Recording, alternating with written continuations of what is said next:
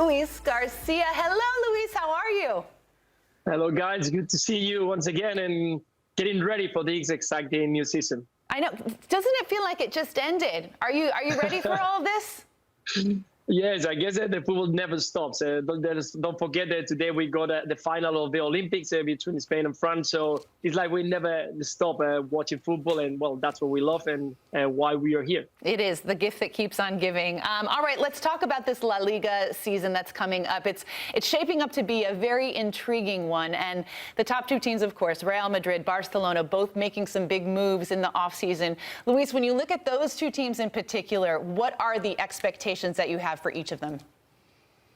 Again, Real Madrid is going to be there, guys, to try to be the team to beat. I think what they done last year when the La Liga and the Champions League put them in a better situation from the start of the season. Much more when you just signed probably the best player in the world, that is Kylian Mbappé. He hasn't been much involved yet with the team, just a couple of training sessions, but he's looking forward to the next game that is going to be the Super Cup on August 14th. So they are already challenging for a trophy. So the rest of the teams are going to be there trying to battle, to try to face them and see if they can challenge into the race. Barcelona, with just a couple of signings with the old guard, bringing young generations coming forward, that's the best news because they haven't been much more news about Nico Williams, that he was probably one of the biggest rumors during the summer. He hasn't signed yet, but it looks like Laporta is still fighting to sign the young player from the national team, from Athletic de Bilbao. They just signed Dani Olmo, so that looks like the left side is just only for him. So we'll have to wait and see how Hansi Flick is going to manage the team. But it looks very good. The young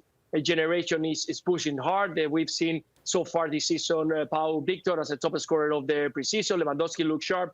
Players in the middle, Bernal, Casado, that they can bring something special. But I guess for Barcelona, it's all about bringing back Balde and bringing back Pedri and Gavi, three very important players. And for me, the biggest surprise of this season and trying to get closer to that big gap between Barcelona and Real Madrid is going to be Atletico Madrid. I think the team just went all in. They just signed players in every single line. In the middle, we got Gallagher from Chelsea. At the back, with Lenormand, a very interesting and very important player to try to seal and become, once again, the Simeone-style football. And up front with Sorlot, and probably that it looks like it's going to be happening in the next coming days, is going to be Julian Alvarez.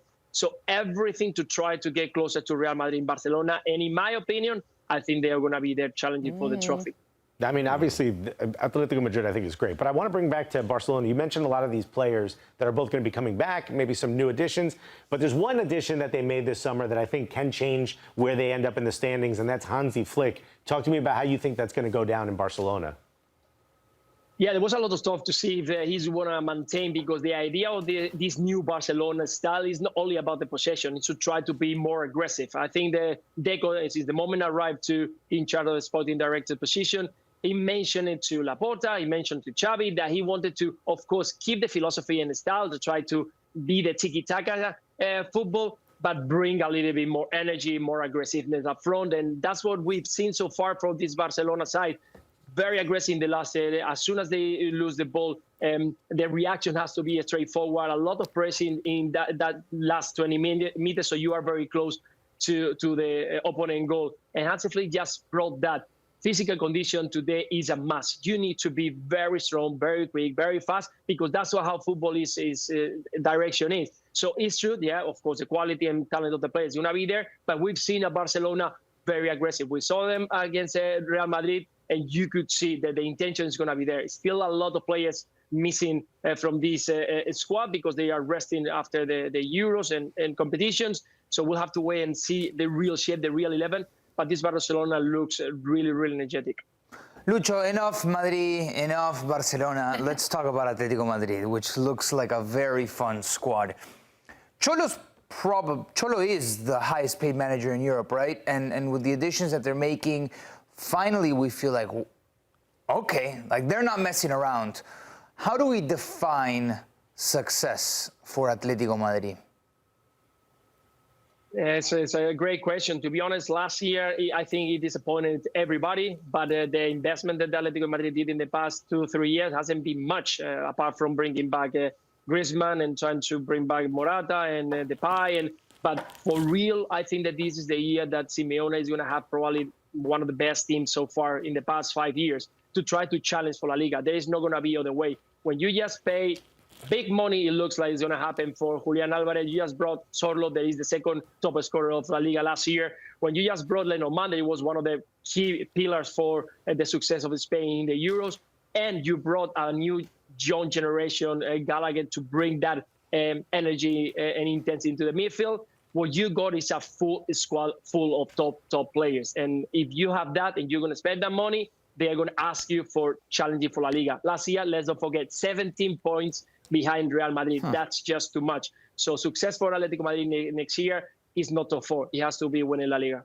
Lucho, let's transition over to the big match that's happening today in the Olympics, the gold medal match. France, the favorites, they take on your Spain. And for the Spanish side, they've kind of had some mix and match sort of performances, but they're still getting the job done, scoring goals for fun, giving up goals at the back. So what do they need to do well in order to guarantee that gold? Yeah, exactly. And you're totally spot on. I think Spain, they finally get the job done because of the experience of the players that they are involved. Let's don't forget, all of them are playing at the highest standards, at the highest top teams in every domestic league. But it's conceding just too much. And when you're going to face against a team that is just too strong at the back, with Bade, with Lukeba, with Truffert, they are players that they only have conceded 1 goal. And up front, you got, well, you've seen what Olise can do. You got, like I said, Mateta, that is one of the top scorers of this French team. So I think that what Henry just managed is a very, very even team. Strong at the back, no conceding, and at front, they are just a threat. So Spain has to be 100% full concentrate. Up front, you know that you can do the job. You got players, not only in the first 11, but also waiting on the bench who can change the dynamic of the game, who can change the result. But definitely, you have to be very careful because against Morocco, we were very lucky. We could see so many chances, and any one of them could have finished with 2 or 3 goals for Morocco team. For now and tonight, they need to be focused and not give any chance to the French team because they got really, really top players up front. Lucho, who's been your favorite player for Spain? That's an easy one. I'm a big fan of him. Fermín López has been outstanding, not only because of the goals. I think that he brings something special, and Barcelona is going to be very lucky to have a player like him. He brings energy into the middle, fight. He can keep the ball. He can connect with other players, and he has that ability to know where to be in the best moment. He arrived to the spot of where the ball is going to be in the right moment. That's why he's getting all those goals. So, yeah, for me, no doubt, it's Fermín López. Lucho, before we let you go, we have to put you on the spot. I have to get your score prediction for this gold medal match today. How's it going to go? It's going to be tough, but I'm going to go for a 1-1 result. Spain to go through in the penalties. Ooh, drama. Wowzers. We love it. Lucho, great stuff as always. Thank you so much for taking the time to join us. We appreciate you. Cheers, guys. See you soon. Bye.